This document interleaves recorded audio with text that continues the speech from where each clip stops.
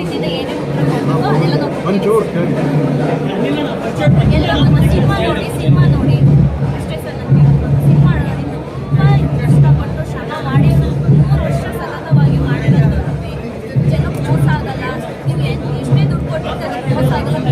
Family ಸಮೇತವಾಗಿ movie ನೋಡ್ಬೋದು, ಬಂದೆಲ್ಲ ನೋಡಿ ಪ್ರೋತ್ಸಾಹ ಮಾಡಿ ನಮ್ಮನ್ನೆಲ್ಲ ಬೆಳೆಸಿದ್ದೀರಾ, ಹಾರೈಸಿದ್ರೆ ಎಲ್ಲ ಟೈಮಲ್ಲೂ ಈ ಟೈಮಲ್ಲಿ ಕೈ ಬಿಡಬೇಡಿ.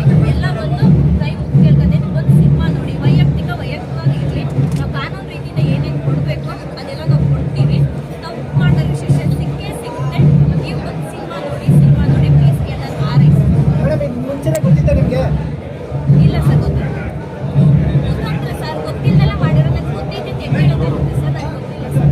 ಮೇಡಮ್ ಹೇಳ್ತಾರೆ ಫಿಲಮ್ ಗಿಮಿಕ್ಕು ಅಂತ ಮಾಡ್ತಾರೆ. ಫಿಲಮ್ ಗಿಮಿಕ್ಕು ಇದಕ್ಕೆಲ್ಲ ಏನು ಅಂತ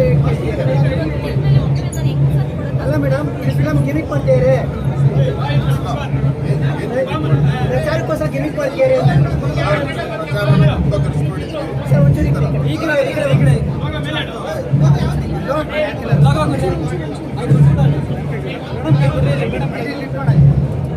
ಸರ್ ಹೇಳಿ ಸರ್. ಗೊತ್ತಿರೋ ವಿಚಾರ ನಾವು ಮೊದಲಿಂದಲೂ ಗಿಮಿಕ್ ಯಾವುದೋ ಮಾಡಿದ್ವಿ. ಇವಾಗ ಸಿನಿಮಾ ಕನ್ನಡದ ತುಂಬ ಚೆನ್ನಾಗಿದೆ. ನಾನು ನೋಡಿದ್ದೀನಿ. ನೀವು ಹೇಳಬೇಕು ಸಿನಿಮಾ ಹೇಗಿದೆ ಅಂತ. ಗಿಮಿಕ್ ದಯವಿಟ್ಟು ಆನೆಸ್ಟಾಗಿ ಹೇಳ್ತಿದ್ದೀನಿ. ಗಿಮಿಕ್ ನಾವು ಮಾಡೋಕ್ಕೆ ಹೋಗೋದು ಇಲ್ಲ. ಚೆನ್ನಾಗಿದ್ರೆ ಸಿನಿಮಾ ಮಾಡೋದೇ, ಚೆನ್ನಾಗಿಲ್ಲ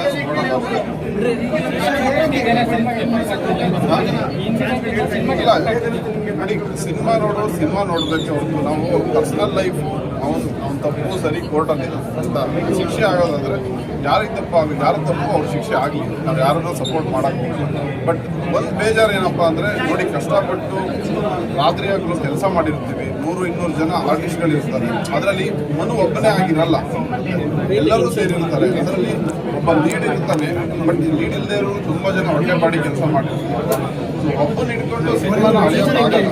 ಸೊ ಹಾಗಾಗಿ ಸಿನಿಮಾ ಆನ್ಸರ್ ಮಾಡುತ್ತೆ.